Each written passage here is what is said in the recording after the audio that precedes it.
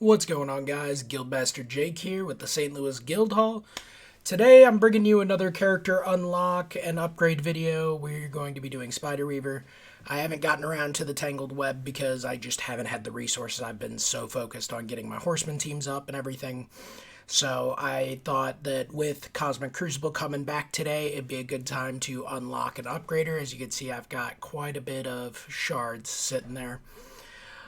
So Spider Weaver is the first of three characters that we've gotten for Tangled Web. We actually have the other two also that we will be doing videos on later. Obviously, the Spider-Man 2099 is this month's event, and then Spider-Man Noir is the current event going on, which right here, as you can as you can see, we're doing okay with it. Not enough for like a 4-star unlock because I've got 4 hours to go, and yeah, nowhere near enough. So, not gonna get a 4-star unlock. Gonna get a 3-star unlock with him, but we'll touch base with him and Spider-Man 2099. Probably Noir sooner rather than later, and then 2099 after the end of the event, just to touch base with the total number of shards I got without spending any money on him. But back to what we're talking about. It is Spider Weaver.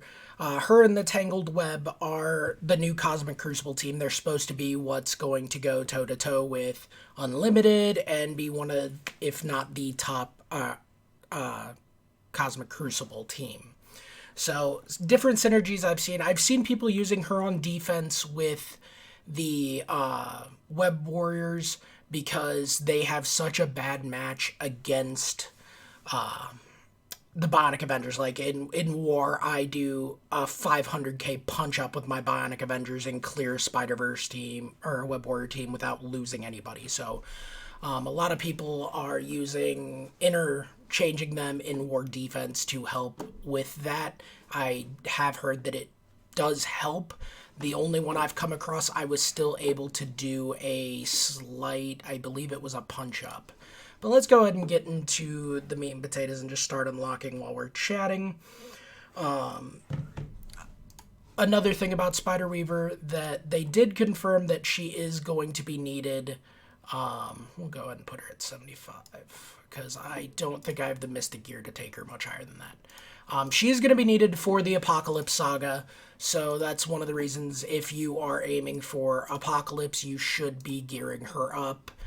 If you want to do better in Cosmic Crucible, the fact that they're supposed to be one of the best teams in it, another reason you should be gearing them up, especially with the rewards that are in Cosmic Crucible. It's kind of worth it. Moving along with that, we've got a bunch of different things to talk about with like T4 upgrades, things like that, ISO upgrades. I'm excited to play with the team. I've just been so focused on getting my horseman teams up. I actually just finished getting all my horseman characters except for Magneto and Psylocke to gear 15 and 16. Not all of them are 16. I don't have the resources for that. But most of them are gear 15 with 2 of my 3 horsemen being 16. I probably have 2 or 3 from each team at G16 now, so I'm really excited about that. So we actually have the Mystic Gear to take her up quite a bit more than I had thought. I'm currently farming my teal Mystic Gear for Cersei because she is the last character I need for DD5's Cosmic. Which I can talk to you guys about that in another video. So we're going to end up getting a 4-star with her with a little less than 50 shards till 5, so I'm okay with that. Alright, so let's go ahead and start with going down. So let's talk about her basic. Her basic, it attacks the primary target for 150 piercing. This character, if it's above 25% health, bonus attack the primary target for 50% piercing and apply bleed. If it has a negative effect, clear 1. If it does not have a negative effect, clear 1 negative effect from a random ally. And then repeat this bonus attack for 50, 90, and 100% health. So that's really solid. And then the T4 is just plus piercing. I don't think it's a necessary T4. So I'm not going to be T4ing that.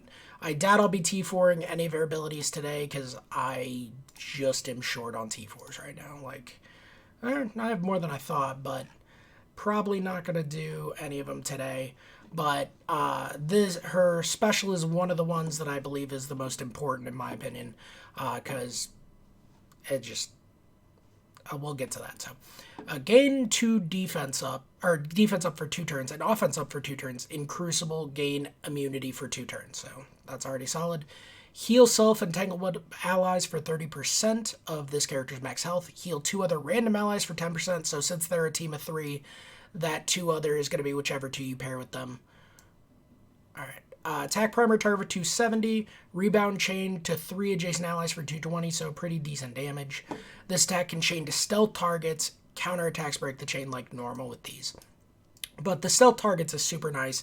It's unavoidable and can't be blocked is also super nice. But then the T4 is, if this character does not have charge, gain charge, plus 80% damage to primary and secondary targets, and transfer all positive effects on this character, excluding Taunt and Stealth, to all Tangle Web and 2 other allies. So it's going to transfer all the positive effects with the T4. So that's definitely going to be one you want to do. Then we've got the Threads of Fate. We're going to go ahead and bump this up. There we go. So attack primary target for 370 and apply stun and trauma. Yeah. Trauma's always good. Stun's always good. Gain safeguard for 2 turns, gain 2 charge. So a lot of charge going on.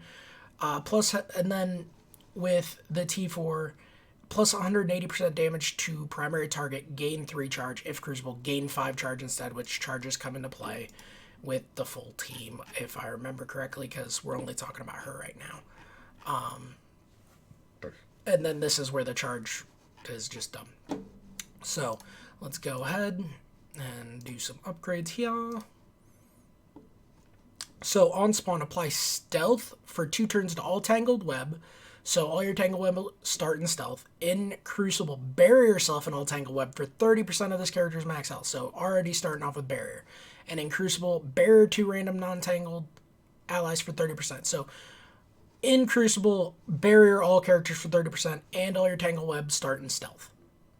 Pretty solid for survivability, especially because they're not farmable. They're going to be lower stars. In Crucible on turn, barrier yourself for 15%, so more barrier. And then when this character has charge, lower accuracy by 100% for all enemies. When an enemy misses, lose 1 charge. So that's where those charges come in handy. It's basically like putting everybody under blind, but it's just lower accuracy, so it's not a debuff that can be cleansed and things like that. Enemies killed by this character can also not be revived. So Dormammu's revive mechanic doesn't work. Phoenix's revive mechanic, none of those work. So, or not Phoenix, I'm sorry, I meant the drawing a Infinity Watch. Those revive mechanics, all those mechanics can't work. I believe Phoenix gets around it. Or no, Phoenix doesn't, because I believe she still stays dead. I don't know. It's been a while since I've actually dealt with Phoenix because she's not super relevant anymore. But moving on. Gain 40% max health. Tangled Web allies gain 30% max health. In Crucible, all allies gain an additional 10% max health. So it's going to bump everything up. And what I've been seeing a lot of people are doing, they're doing the special is the primary T4. And then the alt is the secondary because those 5 charges. And then you don't need to T4 this compared to the others because the 100% lower accuracy isn't a T4. The T4, it just gives it ability energy and speed bar, which, don't get me wrong, is super good because, going faster, going more, hitting more with abilities, great. So yeah, eventually you'll want to do it, but it isn't the primary things you need to T4 for this character. Let's go over here to the ISO. We're going to go ahead and upgrade. One of the reasons I put her to 75 is so I can just move her straight into blue ISO. And the ISO class we're going to use is Striker. Just honestly, it's the best ISO class for the most part. and most of the characters end up as Striker. I'm hoping, you know, in the future they make more versatile where some of the other ones will get more use. I mean, there's a few that get used a lot, but Striker honestly is the most used one. Like Fortifier barely ever gets used. It's just not good enough. But alright, so let's go ahead and we'll move her to blue, and I'm going to go ahead and put her to blue ISO 3 like I normally do with my characters, just because 3 is just the standard without diving into the ISO, the T2 level 4 ions, which are one of the biggest hurdles in the game right now. I've got probably 5 or 6 characters. That's not the orb I meant to grab. I probably got 4 or 5. Or no, I have all of my Darkhold at blue ISO 5. So, and I think I also have Rogue at, or blue ISO 4, not 5, my apologies. And then I also have Rogue at blue ISO 4, I want to say.